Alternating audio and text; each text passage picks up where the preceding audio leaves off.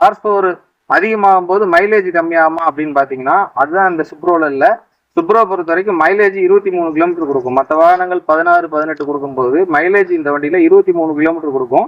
சுப்ரோ பொறுத்த வரைக்கும் பார்த்தீங்கன்னா மெயின்டெனன்ஸ் ரொம்ப ரொம்ப கம்மியான வண்டி. நீங்கள் வந்து மற்ற வண்டிகளை கம்பேர் பண்ணும்போது உங்களுக்கு மைலேஜும் சரி மெயின்டெனன்ஸும் சரி இந்த வாகனம் வந்து ரொம்ப சிறப்பம்சமாக இருக்கும். நீங்கள் டன்னேஜ் ஏற்றுறதா இருந்தாலும் பாசிங் லோடு பார்த்தீங்கன்னா மற்ற மினி ட்ரக்கை கம்பேர் பண்ணும்போது இது 900 கிலோ பாசிங் லோடு கொடுக்குறாங்க. இந்த பாசிங் லோடு மூலமாக பார்த்தீங்கன்னா நீங்கள் ஒரு அதிகபட்சம் கஸ்டமர் வந்து ஒரு 2 டன் 2.5 டன் வரைக்கும் கூட இதை யூஸ் பண்ணுறாங்க. ஆனால் கம்பெனி ரெக்கமெண்டட் பாசிங் லோடுங்கிறது மற்ற வண்டியோட இதில் வந்து பாசிங் லோடு அதிகமான பாசிங் லோடே நமக்கு கொடுக்குறாங்க. அதே மாதிரி பார்த்தீங்கன்னா இதில் வந்து கியர் சிஸ்டம் பொறுத்த வரைக்கும் பார்த்தீங்கன்னா 4+1 மற்ற வண்டியில் இருக்கிற மாதிரி ஒரு 5 கியர் சிஸ்டம், 4 கியர் நமக்கு நார்மலாகவும், ஒரு gear reverse system, reverse gear 4 gear தான்.